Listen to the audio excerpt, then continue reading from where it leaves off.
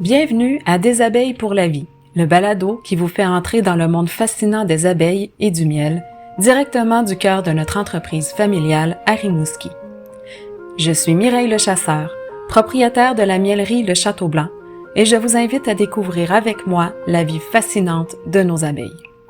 Ici, je vous partage nos histoires apicoles, nos découvertes et tout ce qui fait qu'un jour, on tombe en amour avec les abeilles pour la vie. Installez-vous confortablement et entrons ensemble dans la miellerie.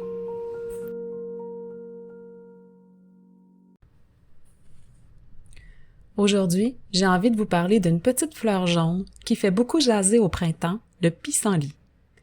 Cette fleur-là, il y a des gens qui l'aiment et d'autres qui rêvent de l'éliminer de leur terrain. Pourtant, cette petite fleur-là nourrit bien plus de vie qu'on peut l'imaginer. Parce que oui, les pissenlits sont importants pour les abeilles, mais ils sont aussi importants pour toute la biodiversité. Et quand je parle de biodiversité, je parle des bourdons, des papillons, les abeilles sauvages, les colibris. Oui, j'ai déjà vu un colibri se nourrir de pissenlits. Magnifique. Les guêpes, les fourmis, tout ce petit monde qui vit autour de nous, avec nous, sur notre belle planète. Tout être vivant a besoin des mêmes bases. Manger, se protéger, se reposer, se reproduire. C'est le fondement même de la vie. Et au printemps, ici au Québec, la nourriture n'arrive pas tout en même temps.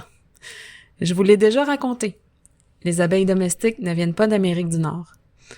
Elles ont été amenées ici par bateau par les colons européens, en même temps que plusieurs plantes cultivées, arbres fruitiers et animaux d'élevage.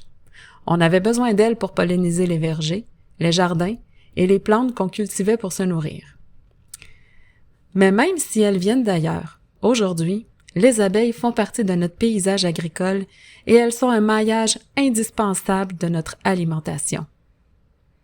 Ici, dans l'est du Québec, les abeilles passent de très longs mois d'hiver enfermées dans leurs ruches. Octobre, novembre, décembre, janvier, février, mars, avril et parfois même jusqu'en mai selon la météo. Ça peut représenter presque 7 ou 8 mois confinés dans leur ruche. Pendant tout ce temps-là, les abeilles survivent, regroupées en grappes autour de leur reine pour conserver la chaleur. Dans la ruche, il faut maintenir une température stable de 20 degrés Celsius malgré le froid extérieur. C'est un travail colossal. Comme nos hivers sont très rigoureux, les apiculteurs, on donne un sirop à l'automne, un complément de sucre, pour aider les colonies à survivre jusqu'au retour des fleurs. Le miel produit durant l'été ne suffit pas à soutenir une colonie durant tout l'hiver.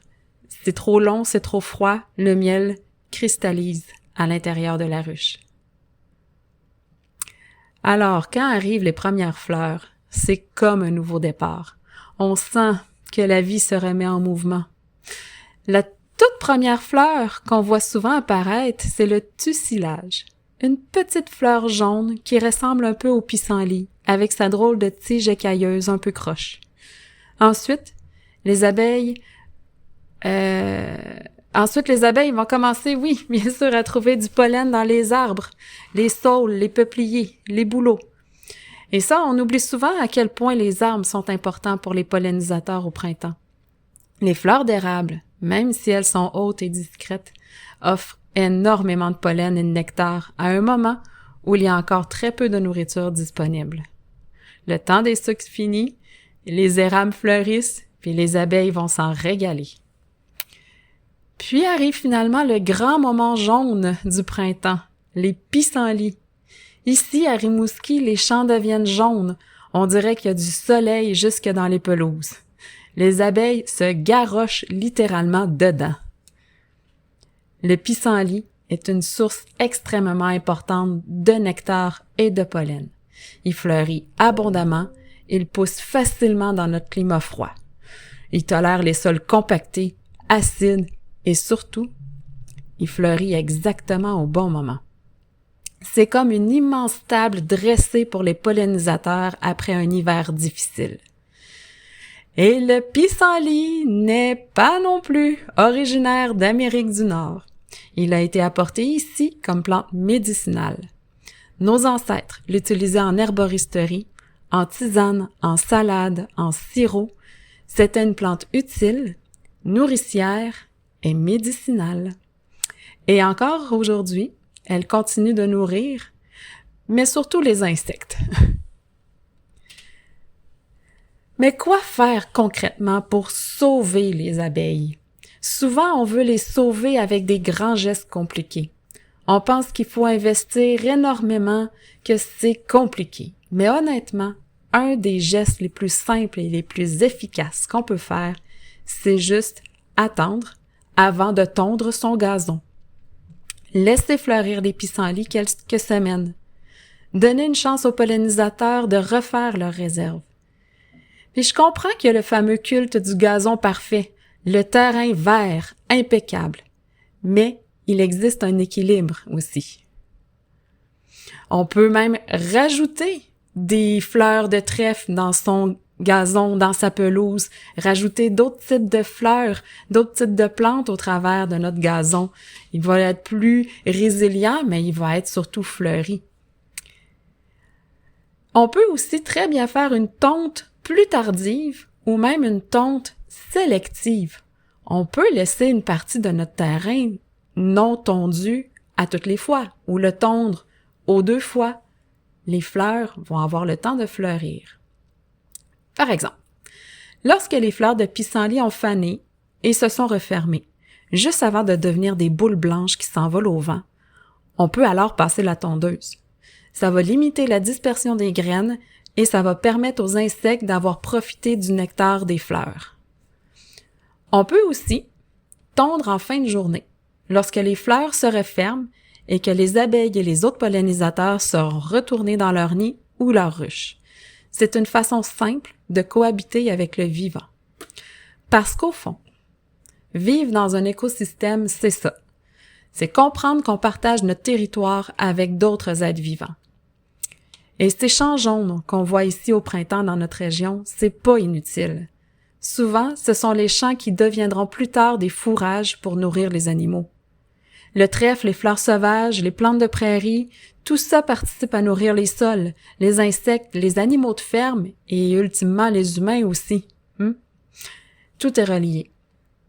Quand on mange local, quand on mange ce qui pousse ici, quand on soutient les agriculteurs et les producteurs de notre région, on participe à cet équilibre-là.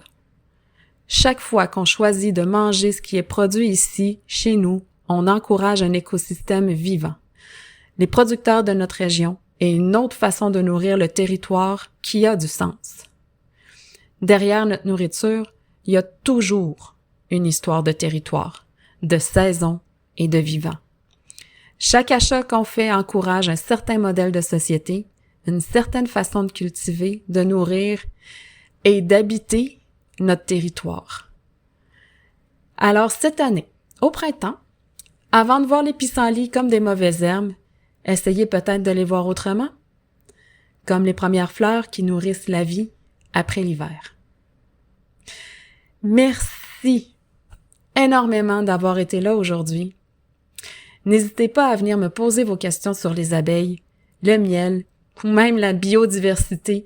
Pour moi, là, c'est toujours un plaisir de partager cette passion-là avec vous. Merci, puis à très bientôt. Merci d'avoir écouté le balado des abeilles pour la vie. Pour ne rien manquer des prochains épisodes, abonne-toi au balado. Bien sûr, tu peux aussi laisser un 5 étoiles. Pour nous suivre sur les réseaux, suis-nous sur le Facebook et l'Instagram de la mielerie Le Château Blanc. Un immense merci d'avoir été là. À très bientôt, amis des abeilles.